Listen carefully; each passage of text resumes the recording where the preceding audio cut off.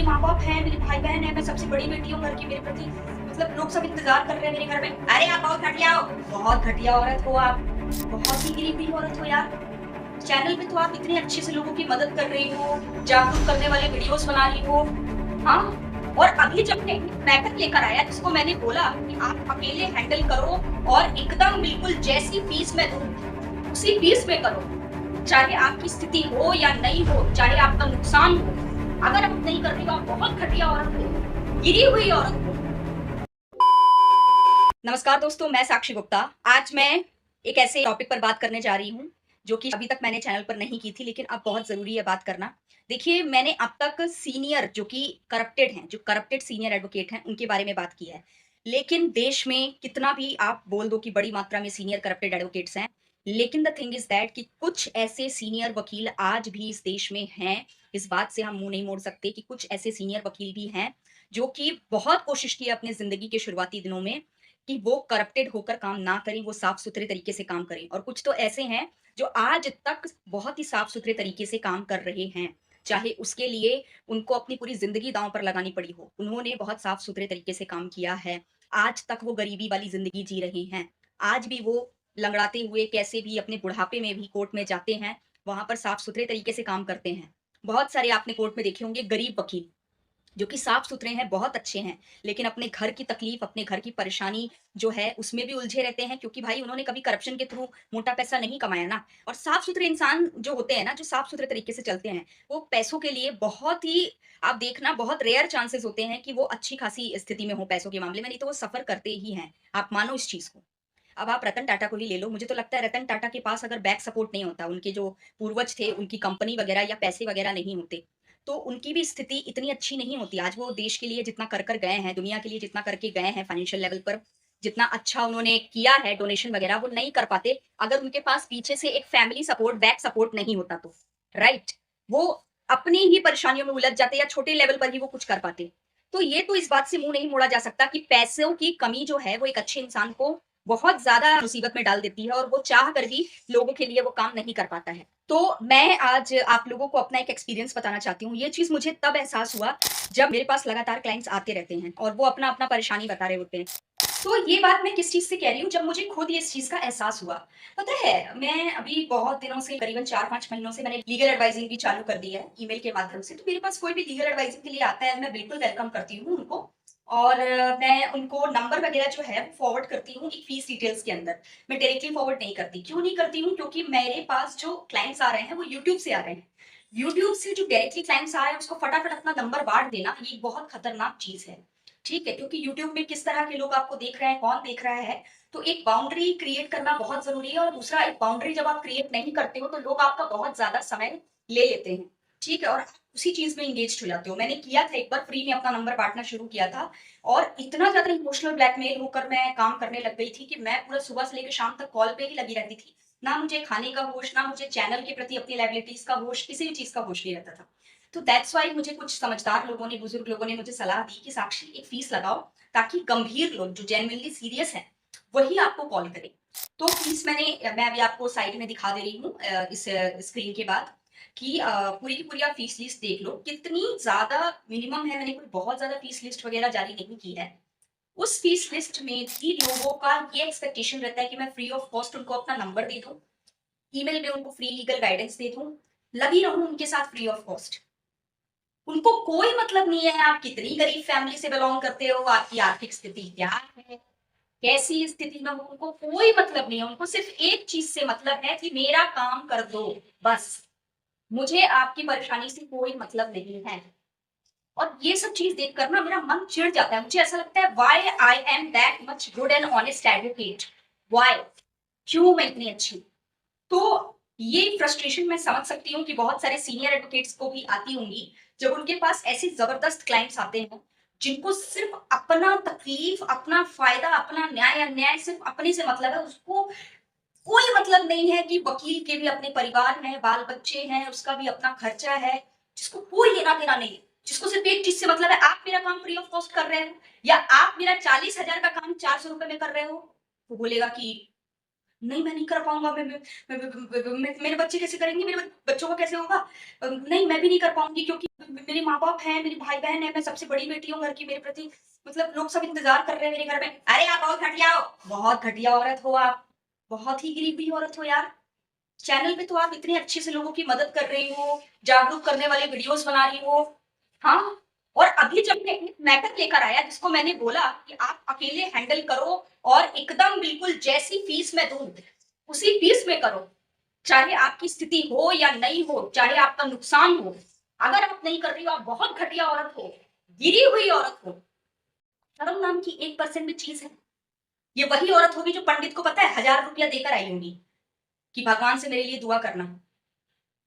अरे! जब तुमको पता है कि भगवान को नारियल तक फोड़ने के बाद ही शायद कुछ दुआएँ पूरी होती हैं, तो तुम इंसान से ऐसी कैसे उम्मीद कर रहे हो यार? मैं नाजायज़ फीस के लिए बोली थी, इसलिए नहीं बोली थी कि तुम मेरे को आके निचोड़ डालो और तुम इकलौते इंसान नहीं हो पूरी धरती में, जिसके साथ अन्याय हुआ है। मैं बताऊँ, मेरे पापा की पूरी प्रॉपर्टी हड़प ली गई है, पूरी प्रॉपर्टी। ईश्वर की कसम, अगर किसी में गट्स होगा ना, लेकिन उसके बाद जो मैं उसका हाल करूँगी ये चीज़ याद रखिएगा। गट्स होगा तो छत्तीसगढ़ में आए, छत्तीसगढ़ हाई कोर्ट में मिले, मैं दिखाऊँगी हमारे पास एक फूटी कौड़ी नहीं है। मैं एडवोकेट साक्षी गुप्ता आज पब्लिक प्लेस में बोल रही हूँ, हमारे पास एक फूटी कौड़ी नहीं है, हमारे नाम से रजिस्टर्ड पुख्ते कागज में। मेरा बाप हॉस्टल में रह रहा है, मेरी माँ हॉस्टल में रह रही है, मेरी बहन हॉस्टल में रह रही है, मेरी दूसरी बहन भी हॉस्टल में रह रही है, दोनों बहनें कुपोषण की शिकार हैं, मेरा भाई लोन में फंसा हुआ है, वो हॉस्टल में रह रहा है, मैं खुद हॉस्टल में रह रही हूँ। हम सड़क पे हैं, बर्बाद हैं और स्टिल समाज की हेल्प कर रही हूँ मैं यहाँ दिल्ली में बैठकर। और समाज इतना गिरा हुआ है, इतना गिरा हुआ है कि मुझे 2 रोटियाँ और दाल जो नसीब हो जा रहा है थोड़ी-मोड़ी कंसल्टेशन फीस ले लेने से, उसमें उनको मौत आ जा रही है। शर्म आनी चाहिए। मुझे तो शर्म आती है। मेरे कोई अंकल थे यहाँ पर किराना स्टोर वाले, बेटा बोले गुड़िया कभी-कभी 4 महीने में 1 बार पैसा दे दिया कर, ग्रोसरी ले जाया कर। मैंने बोला अरे बाप रे बाप अंकल कभी नहीं। मैं झाड़ू-पोछा कर लूँगी, मैं अपने पीजी में झाड़ू-पोछे का काम कर लूँगी। कभी नहीं बाप रे बाप! 4 महीने उधारी मैं आपसे लूँ उसके बाद 5वें महीने बोले अरे नहीं बेटा खाना-पीना तुम्हारा कितना होगा? खाना-पीना मत अपना रोको। बिहारी एक ठो अंकल थे। बिहार के लोग भूख की जो तड़प होती है वो बहुत अच्छे से समझते हैं। बोले हमने भी गरीबी देखी। तुम्हारी तरह अगर घटिया रहूँ तो मैं जाके उनका खून निचोड़ लूँ। बोल दूँ कि हाँ, हाँ, हाँ, प्लीज़ चावल-दाल तो आप मेरे को दे ही दिया करिए। शर्म आनी चाहिए। फ्री में कभी काम नहीं कराना चाहिए, कभी नहीं कराना चाहिए और तुमको फ्री ऑफ कॉस्ट क्या मिल नहीं रहा है? जज बैठा है चौबीसों घंटे, चौबीसों घंटे बैठा है आपको देने के लिए, आपको प्रॉपर मुफ्त कानूनी सेवा। जाओ ना वहाँ जाकर माँगो। बोल रही हूँ पहले मुझे थोड़ा फाइनेंशियली स्ट्रॉन्ग हो जाने दो, हो जाने दो, हो जाने दो, हो जाने दो, तब फ्री ऑफ कॉस्ट की बात करना नहीं, अभी कर। ये किचन देख रहे हो? इस किचन में 13 लड़कियाँ खाना बनाती हैं। ऐसे हॉस्टल में रह रही हूँ मैं। उसके बाद खून में आग दौड़ जाती है तुम्हारे जब मैं थोड़ी-सी एक सर्विस चार्ज लगा देती हूँ अपने मेहनत के काम में। एक लेडी आई, पहले तो मेरे को इमोशनल ब्लैकमेलिंग करके मेरे से नंबर ले ली फ्री ऑफ कॉस्ट। मेरे को कॉल में मेरा सर खाई, मेरा व्हाट्सएप में आकर सर खाई और उसके बाद मेरे को करीबन 350 पेज का पीडीएफ ढेर सारा पीडीएफ भेज दी और ₹400 भेज दी और बोली इस ₹400 में पूरा का पूरा केस, पूरे के पूरे डॉक्यूमेंट्स रिव्यू करके मुझे प्रॉपर लीगल गाइडेंस दो। ₹400 में। बताना तो अगर कोई लीगल प्रोफेशन में होगा या आप लोग कभी कोर्ट कचहरी गए होंगे तो आप लोग खुद अपनी बुद्धि से बताना ₹400 में कौन काम कर रहा है? लाओ तो। मेरे को वीडियो भेजना साक्षी गुप्ता 7000@gmail.com में जिसमें वो एडवोकेट कन्फेस कर रहा होगा कि मैं एक प्राइवेट एडवोकेट हूँ, गरीब हूँ, मेरी आर्थिक स्थिति इतनी खराब है और उसके बाद भी मैंने ₹400 में 350 पेज का प्रॉपर डॉक्यूमेंट रिव्यू करने के बाद एक तगड़ी लीगल गाइडेंस दी है। इतना उसने इमोशनल ब्लैकमेल किया कि मैंने कहा ठीक है ₹400 दे दो, मैं देख लेती हूँ। अब जब वो देखी मैं होश ही उड़ गया, मैं बोली 350 उसके बाद मैं बीच में बोल रही हूँ मैडम अगर ज़्यादा है पेजेज़ तो थोड़ी-सी मेरे को फीस ढंग से दे दो ताकि मैं मेहनत करूँ तो मेरे को कुर्ता पड़े। नहीं, नहीं, नहीं, आप उतना ही देखो, हमने कर दिया है, मैंने चीज़ों को ईज़ी कर दिया है, फला कर दिया है, ढिमका कर दिया है। अरे भाई, वकील मैं हूँ कि वकील आप हो? मैं बोल रही हूँ चीज़ें इतनी ईज़ी नहीं है। एक ठो माइनर सा भी अगर मैंने सेंटेंस छोड़ा, मैं गलत लीगल एडवाइज़िंग कर दूँगी। मुझे एक-एक पेज पढ़ना ज़रूरी है। आप कैसे बोल रहे हो कि आपको 350 पेज पढ़ने की ज़रूरत नहीं है? क्यों? 350 पेज अगर मैं पूरी तरीके से नहीं पढ़ूँगी तो मैं प्रॉपर लीगल गाइडेंस कैसे दूँगी मैं? पूरा मुझे एक-एक डॉक्यूमेंट चेक करना पड़ेगा। नहीं, नहीं, नहीं आप अरे आपके टैलेंट में कमी है। मेरे को तो लग रहा था आप बेवकूफ़ हो, आप गधी हो। आपके चैनल में अपना जैसा दिखा रही थी मुझे लग रहा था आप बहुत टैलेंटेड हो। देखो, ये एक साइकोलॉजिकल तरीका होता है वकील से फ्री ऑफ कॉस्ट या कम पैसे में काम कराने का कि आप उसकी जो काबिलियत है उस पे सवाल उठा दो। जब वकील बेचारा ईमानदारी से बताए ना कि मैडम ये मेरे बस का काम नहीं है और इतने कम पैसे में मैं नहीं कर पाऊँगा, मेरा नुकसान हो जाएगा। वहाँ पर बोलता है देखें वकील साहब मैं बोल रही थी। पता है ये ना फेकू चंद है, इनको आता नहीं है काम-वाम, इसीलिए ऐसा कर रहे हैं। अब वो क्या है ईगो में आ जाएगा, मेरे से ईगो में बहुत सारे लोग काम कराए हैं, मैं टीचिंग डिपार्टमेंट में भी 10 साल काम की हूँ, तो मेरे को एक्सपीरियंस है। मतलब एक बार क्या हुआ था, एक ट्यूशन था, तो उन्होंने कहा कि सुनो मैडम, मेरा बेटा इंग्लैंड बोर्ड जो है, दुबई से, वो वहाँ पर स्टडी किया हुआ है, उसको पढ़ाना इतना आसान नहीं है। पूरे बिलासपुर छत्तीसगढ़ में बड़े-बड़े मैंने ट्यूटर्स हायर किए, कोई भी उसे पढ़ा नहीं सका। और आपसे मुझे बहुत उम्मीद है, आपके बारे में ट्विटर अकेडमी वालों ने बहुत तारीफ़ की है, तो मुझे पूरी उम्मीद है कि आप बहुत अच्छा काम करोगे एंड डेफ़िनिटली मैं आपको हायर करना चाहती हूँ। मैंने बोला, "अच्छा, ठीक है, बिल्कुल, मैं अपना फुल पोटेंशियल दूँगी।" खूब अच्छे से मैंने डेमो क्लास वर्स दी, सारी चीज़ें। फिर बोलती हैं, "हाँ, मैडम, आप ये बताओ फ़ीस कितनी होगी आपकी?" मैंने बोला, "फ़ीस मेरी कम से कम ₹3500 महीने की और मैं 6 दिन आकर पढ़ाऊँगी, तो 1 घंटा।" तो बोलती है कि, "घर पे जाके पढ़ाऊँगी।" सिंगल मैंने बोला ना। बोलती है, ₹3500 मैडम नहीं हो पाएगा, ठीक है? तो मैंने बोला कि क्यों? बोलते नहीं ₹3000 अगर बोलते तो। मैंने बोला मैडम 3000 में नहीं हो पाएगा, 3000 में बिल्कुल नहीं। अरे मैडम बोले 400-500 की बात है मैडम पढ़ा दो। तो मैंने जब फिर भी स्टिल मना किया तो क्या बोलती है, देखो मैडम 400-500 में कुछ हो नहीं जाना था, ये सब बहाना है। देखो डेमो की तो आप तैयारी करके आ गए थे लेकिन मुझे लगता है कितना भी हो कोर्स तो आप देखे ही थे, आपकी जान सूख गई थी, ठीक है? तो मेरे को तो ऐसा लगता है इंग्लैंड बोर्ड आप पढ़ा नहीं सकते। दैट्स व्हाई आप इस तरह से बहाना मार रहे हो 400-500 का बहाना लेकर। तो मेरे को तो लगता है आप नहीं पढ़ा सकते हो। मुझे लगा अरे यार ये मेरे मेरी कामयाबी पे सवाल उठा रही है, मैं कैसे करूँ? तो 2-3 दिन मैंने बहुत सोचा और उस टाइम पर मेरा कॉन्फिडेंस बहुत लूज़ था। मुझे लगा नहीं यार, मेरी पोटेंशियल पर कैसे सवाल उठा दिया? मैं करूँगी, पक्का करके दिखाऊँगी। और मैंने क्या किया, उसके बच्चे को पढ़ाना शुरू किया। बहुत अच्छा पढ़ाया, 2-3 महीने रगड़ के पढ़ाया और उसके बाद जब उस लेडी ने मेरी तारीफ़ की कि अरे यार मैडम आप तो बहुत अच्छा पढ़ा रहे हो, तो मैंने बोला अब तू सुन, अब अगर तू मुझे ₹4500 महीने का नहीं दी, तो मैं तेरे यहाँ ट्यूशन पढ़ाने नहीं आऊँगी। तो बोलती है कि यही मैडम आपकी जैसे बेईमान लोग की वज़ह से ही देश बर्बाद है। मैंने बोला मतलब? मैंने बोला उस टाइम तो बहुत थे तुमने बोला था, ठीक है, कि आप में पोटेंशियल नहीं है। मैंने कहा 3000 साबित करके दिखाया, मुँह तो बहुत चलाया था उस दिन। अपने आप को गरीब फिर बता दिया होता, बता दिया होता कि मेरी लेवल नहीं था है मेरा पैसा देने का।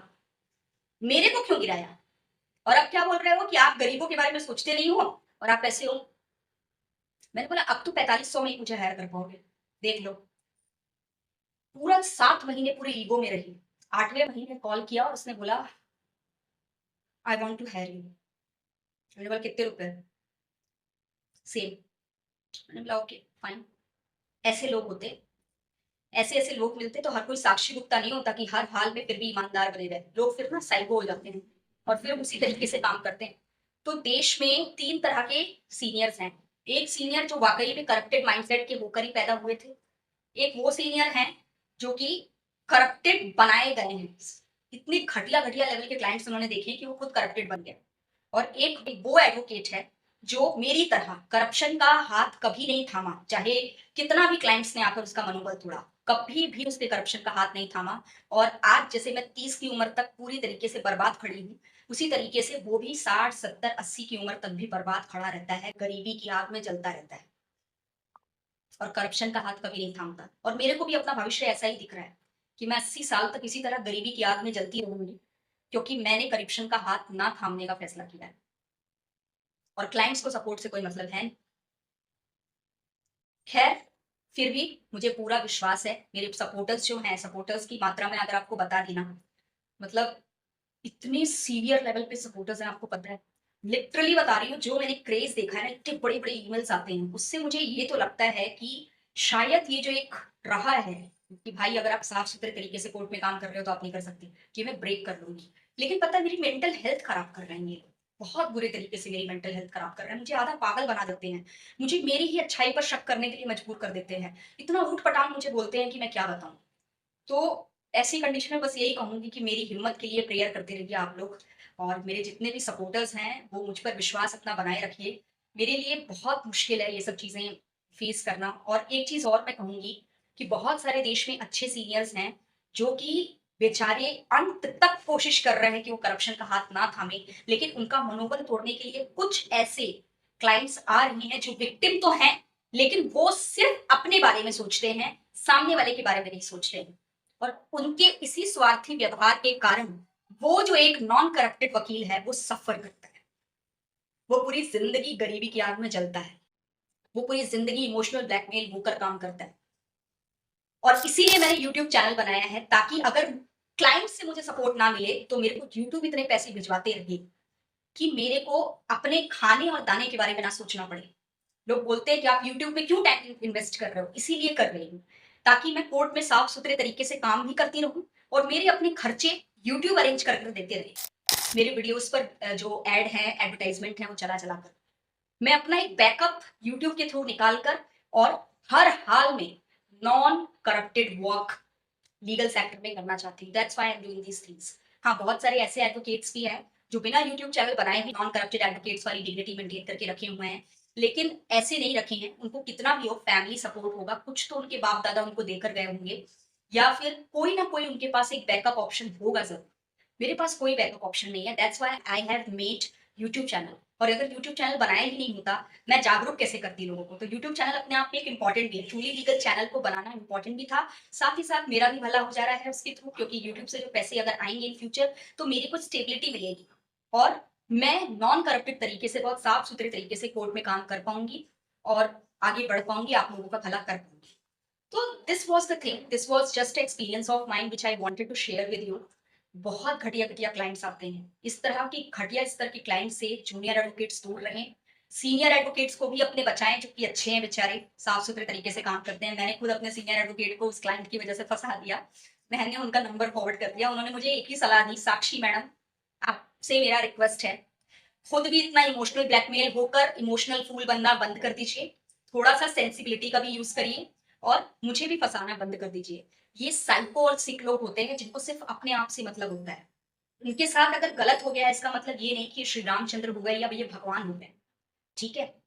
बहुत सारे लोग इसलिए भी अपनी लाइफ़ में परेशान रहते हैं क्योंकि ये उनके कर्मा होते हैं। ये उनका अपना खुद का कर्म होता है जो उनको इस मुसीबत में लाकर डाला होता है। तो इसलिए आप इतना ज़्यादा इमोशनल मत होइए। हर विक्टिम हमारा इतना ज़्यादा एक्सट्रीम लेवल का एकदम अपने आप को न्यौछावर कर देने वाला सपोर्ट डिज़र्व नहीं करता। सम टाइम वो इंसान बहुत स्वार्थी होता है और उसको किसी भी तरीके से अपने उस कर्मा की वजह से फँसने के कारण, जिस मुसीबत में वो फँसा है, उससे सिर्फ़ निकलने का उसको वो होता है कि मैं बस किसी तरह निकल जाऊँ, किसी भी तरीके से। फॉर एग्ज़ाम्पल, मैं ध्यान नहीं दे रही थी, सड़क पे चल रही थी, मोबाइल में नज़र रखी हुई थी और मैं ट्रक के सामने आ गई। मेरा हाथ-पैर टूट गया। ठीक है? अब हाथ-पैर मेरा टूट गया और जो ट्रक वाला था वो भी होश में नहीं था। ठीक है कि भाई ब्रेक लगा दे समय पे, नहीं लगाया उसने। और मैं फिर कोर्ट में गई, मैं बोली हाथ-पैर मेरा टूट गया भैया, ऐसा-वैसा ये वो वगैरह-वगैरह। अब क्योंकि मैं कोई बहुत महान माइंडसेट की नहीं हूँ, लेकिन फिर भी अगर मेरे साथ अन्याय हुआ है, तो मैं क्या करूँगी, जब महान माइंडसेट की नहीं हूँ, अच्छी सोच की नहीं हूँ, सिर्फ़ अपने बारे में सोचती हूँ हर समय, तो मैं क्या करूँगी, मैं सिर्फ़ ट्रक ड्राइवर को सज़ा दिलाने के बारे में सोचूँगी। अपना तो मैं कभी कन्फेस करूँगी नहीं कि मैंने क्या गलती की। ठीक है? दूसरी चीज़ कि मैं क्या करूँगी, जिस वकील को हायर करूँगी, उसको भी किसी भी तरीके से अपने बेनिफिट के लिए सिर्फ़ यूज़ करने का सोचूँगी, उस वकील के बारे में कभी नहीं सोचूँगी। सोचूँगी बस किसी भी तरीके से मैं इसका पूरे के पूरे इसकी अच्छाई का, इसके नॉलेज का फ़ायदा उठा लूँ और इसको इमोशनल ब्लैकमेल करके फूल बनाकर अपना काम निकलवा लूँ। मैं ये चीज़ करूँगी। तो विक्टिम तो है वो, लेकिन सिर्फ़ अपने बारे में सोच रहा है, बहुत ही स्वार्थी लेवल का विक्टिम है। तो ये जो स्वार्थी लेवल के विक्टिम होते हैं ना, इनसे जूनियर वकीलों को और कुछ इमोशनल ब्लैकमेल हो जाने वाले, इमोशन से भरे हुए जो सीनियर वकील होते हैं, जो बेचारे सिर्फ साफ मन के होते हैं, सफाई से सोचते हैं लोगों के बारे में, ऐसे सीनियर वकीलों को भी बच के रहने की जरूरत है और ऐसे जूनियर वकीलों को भी बच के रहने की जरूरत है। तो आज का सबक यही है कि हर विक्टिम आपके कंप्लीट डेडिकेशन के लायक नहीं होता। कुछ विक्टिम्स ऐसे होते हैं जिनके लिए एक बाउंड्री क्रिएट करना बहुत ज़रूरी होता है कि देखिए मेरी यही तक की लिमिट है, I can do this much on you, that's it. Because you are also a very selfish person और आप सिर्फ़ अपने बारे में सोचते हैं और ताली एक हाथ से दोनों से बजती है। आप अगर अपने वकील की तकलीफ़ों को नहीं सुनेंगे, तो वकील भी आपकी तकलीफ़ को नहीं सुन पाएगा, ठीक है?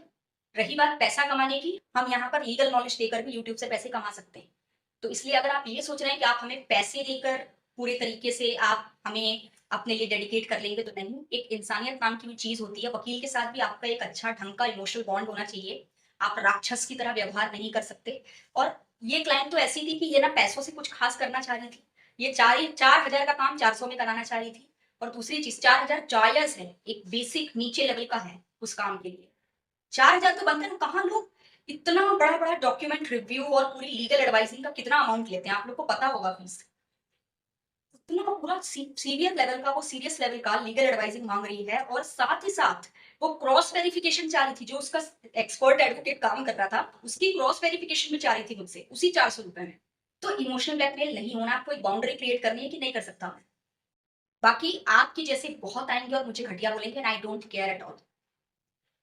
तो आज मुझे एहसास हुआ कि बहुत सारे ऐसे सीनियर एडवोकेट्स भी हैं, जो कि करप्टेड थे नहीं पर करप्टेड बनाए गए हैं, और बहुत सारे ऐसे सीनियर एडवोकेट्स हैं देश में, जो कि आज सिर्फ़ इसलिए स्ट्रगल कर रहे हैं, सिर्फ़ इसलिए गरीबी की आग में जल रहे हैं क्योंकि वो कभी मेरे जैसे वकील थे और पूरी ज़िंदगी मेरी तरीके से ही इमोशनली और कहा जाए साफ-सुथरे तरीके से उन्होंने जुडिशियल सेक्टर में काम किया है।